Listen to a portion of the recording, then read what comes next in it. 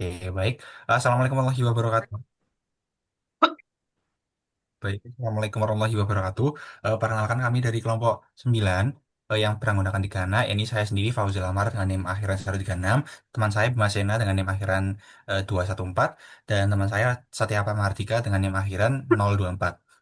Di sini kami akan mempresentasikan proyek kami yang berjudul Data Warehouse, Analisis Penjualan E-commerce Olis Brazil. Nah, proyek ini tuh menggunakan dataset publik, yakni Olis e-commerce dari Kaggle, yakni dari negara Brazil, yang mencakup data transaksi dari September 2016 hingga Agustus 2018. Nah, selama pekerjaan kami itu menggunakan tiga teknologi utama, yakni Python untuk proses ETL-nya, untuk ekstrak dan load dan lain-lain. Nah, untuk PostgreSQL via Supabase sebagai database warehouse dan Atom sebagai engine OLAP dan visualisasi untuk multidimensi. Nah, selanjutnya akan dijelaskan oleh teman saya. Oke, untuk dataset kami ini berasal dari Olis, marketplace terkemuka di Brasil, yang datanya tersedia secara publik di Kaggle. Dataset ini mencakup transaksi nyata dari September 2016 hingga Agustus 2018. Terdiri dari 7 file CSV yang saling berelasi, mulai dari data pesanan, pembayaran, pelanggan, penjual, hingga katalog produk. Karena volume datanya sangat besar, mencapai 99.000 order, database transaksional biasanya tidak cukup efisien untuk analisis multidimensi. Maka dari itu kami membangun data warehouse berbasis star schema untuk mendukung query OLAP secara cepat dan akurat. Next. Next. Eh, Nah, selanjutnya pada tahap pertama kita melakukan ekstrak. Nah, pada ekstrak ini kita membaginya menjadi eh, batch periodic extraction. Jadi kita mengekstrak bukan full, artinya kita membagi data berdasarkan periode waktu menjadi tiga batch. Kenapa harus jadi tiga batch? Karena eh, mencerminkan skenario realistis di lingkungan data warehouse produksi, di mana data biasanya masuk secara bertahap. Selain itu pembagian ini juga bermakna secara bisnis. Ya. Jadi tiga batch itu mewakili pertumbuhan OLIS yang berbeda. Ini yang pertama satu mencakup September 2016 hingga April 2017. Jadi ini adalah fase awal bisnis OLIS dengan order 7.900 sekian. Jumlahnya masih relatif kecil karena platform baru berkembang seperti itu. Dilanjut dengan batch 2 Mei hingga Desember 2017 fase pertumbuhan. Jadi di sini itu sudah ada 37. Ini menunjukkan akselerasi yang sangat signifikan. Sedangkan batch 3 2018 Januari hingga Agustus 2018. Jadi ini adalah fase puncaknya dengan order hingga 50.000 sekian. Jadi ini batch terbesar. Jadi output dari tahap ekstraksi ini adalah 9 file CSV yang kami simpan ke folder project seperti itu. Selanjutnya yaitu next transform. Nah, selanjutnya ada transform. Jadi setelah kita berhasil mengekstrak, kita masuk ke tahap transform. Jadi di sini kami mengimplementasikan dalam sebuah transform batch yang dijalankan secara berulang untuk setiap batchnya. Jadi langkah pertama adalah parse date time. Jadi kita mengkonversi 4 kolom timestamp dari format string menjadi tipe date time agar dioperasikan secara analitik seperti itu. Selanjutnya duplikasi. Jadi kita menghapus data ganda berdasarkan order ID dan filter status hanya pesanan berstatus delivery seperti itu yang dipertahankan. Yang kedua ini handle missing value. Yang kelima ini handle missing value. Kolom tanggal pengiriman yang kosong diisi dengan nilai estimasi pengiriman sebagai substitusi yang logis. Jadi yang keenam ini integrasi dan agregasi. Jadi di sini tabel order, payment, dan item digabungkan. Jadi payment diagregasi menjadi total payment dan payment type dominasi per order. Jadi item agregasi menjadi total item, total baik, dan rata-rata harganya. Jadi hasilnya seperti yang kita lihat di sini, seperti yang kita lihat di sini, eh, dari 99.000 baris, total hasil ekstraksi setelah transform tersisa 96 baris bersih dengan hanya dua missing value seperti itu. Next. Tahap terakhir dari proses ETL sendiri yaitu load. Jadi data hasil transform dimuat ke dalam database Postgre yang kami host di layanan cloud Superbase dengan region AWS Asia Pasifik Tenggara. Seperti itu. Arsitektur yang kami terapkan adalah star skema seperti yang terlihat di slide. Ada satu tabel fakta di tengah fake order dengan 96 sekian baris yang dikelilingi oleh empat tabel dimensi yaitu dim time dengan sekian baris, dim customer, tim produk dan tim seller. Kenapa harus star skema? Karena struktur ini optimal untuk query OLAP, join yang sederhana, performa tinggi dan mudah dipahami secara intuitif. Jadi DTEM sendiri itu berfungsi sebagai hierarki waktu dari tanggal, bulan, dan ke kuartal ke tahun. Tim customer menjadi hierarki geografis dari kota ke negara bagian.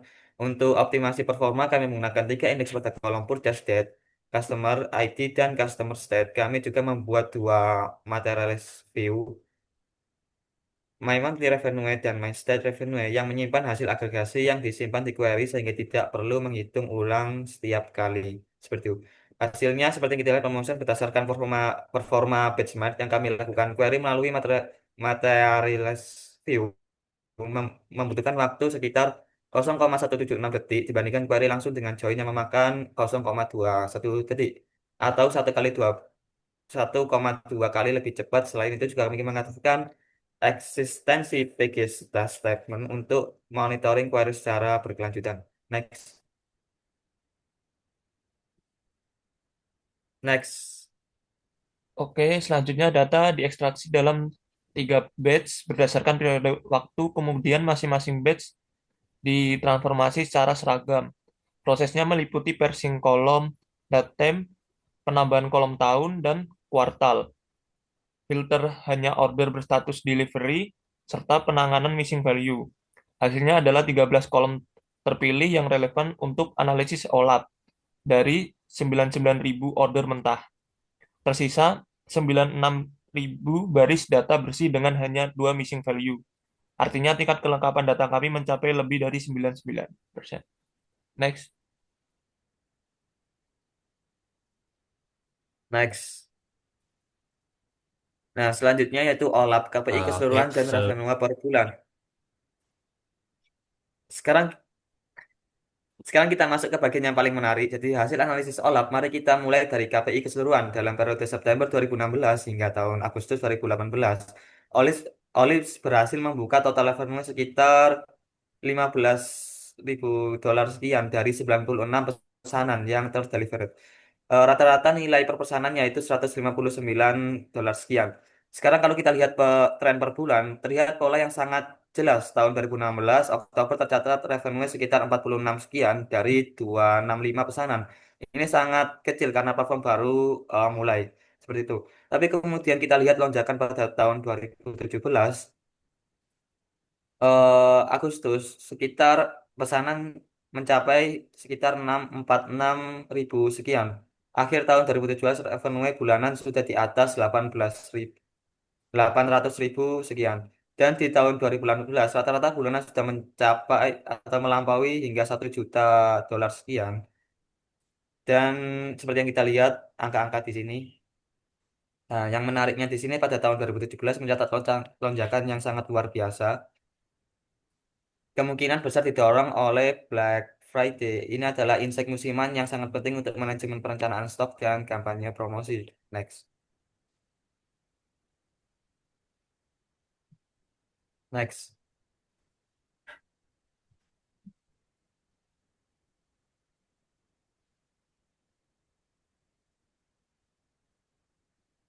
em, oke, langsung lanjut ke revenue kuartal per metode dan pembayaran. Nah, di sini kita bisa dilihat seperti yang dibilang tadi, eh, terlihat satu pola menarik yang terlihat itu di Q4 itu selalu menjadi kuartal terkuat di setiap tahunnya. Ini konsisten dengan kata teman saya tadi yang mana mengikuti tren global Black Friday dan perayaan akhir tahun tiap tahunnya. Nah, eh, yang di sini itu metode pembayaran. Nah, bisa dilihat di metode pembayaran itu di mayoritas itu menggunakan debit card, debit card. Nah, yang mana Sebaliknya, itu yang paling sedikit merupakan, nah, di debit card. Nah, mungkin langsung kami tampilkan saja di visualisasi AutoTune-nya.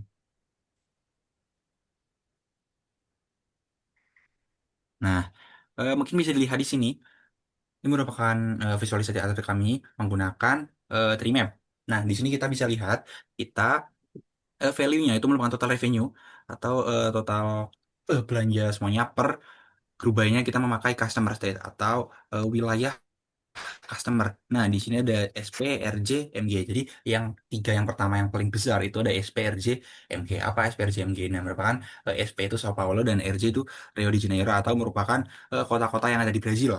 Nah, karena tiga kota ini merupakan kota yang paling tinggi angka pembelian dan penjualannya, kita akan ke depannya menggunakan kota-kota ini untuk membandingkan. Nah, kita bisa lihat di page satunya. Nah, di sini di KPI-nya sesuai dengan yang tadi kita membandingkan row-nya itu per bulan dan kolomnya per tahun kita membandingkan total revenue-nya dengan total revenue di sini dan 2016, 2017 dan 2018 kita bisa lihat di sini totalnya per bulannya bulan satu di semua tahun dan di sini per tahunnya. Nah, di visualnya kedua itu kita membandingkan total revenue juga, tapi nah, untuk yang biru ini merupakan total revenue dan yang kuning ini merupakan item yang terjual. Nah, seperti yang saya bilang di awal, kita membandingkan tiga wilayah yang dirasa paling besar eh, pembeliannya, yakni SP, RJ, dan MG. Nah, kita membandingkannya per month, per bulan. Jadi di sini ada 12, 12 sampai 12 dan membandingkan antara dua value, yakni total revenue dan juga item sold. Nah, mungkin itu aja visualisasi dari atau di kami. Sebentar. Hmm. Next. Oke, dari selanjutnya dari analisis yang kami lakukan ada 4 temuan utama. Pertama, revenue pertumbuhan sangat pesat hingga 148 kali lipat dari 2016 ke 2017. Kedua, kredit card mendominasi 76,5% transaksi, menunjukkan peluang diverifikasi pembayaran. Ketiga, tiga state SP, RJ, dan MJ menyumbang 62,5% total revenue. Sementara wilayah utara Brasil masih under server. Keempat, materialized view kami memberikan speed up query hingga 1,24 kali. Rekomendasinya adalah ekspansi ke wilayah utara Brasil, pemberian insentif untuk metode pembayaran alternatif, dan optimasi stok menjelang Q4. Oke, next. Oke, baik. Mungkin cukup sekian dari kelompok kami. Kurang lebihnya mohon maaf. Wassalamualaikum warahmatullahi wabarakatuh. Waalaikumsalam Waalaikumsalam warahmatullahi warahmatullahi wabarakatuh. wabarakatuh.